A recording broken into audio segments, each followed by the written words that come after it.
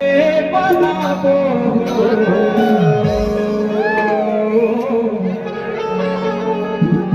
गुरु बाबा के जयंती जग जग सतनाम के साधो करे अमर सानी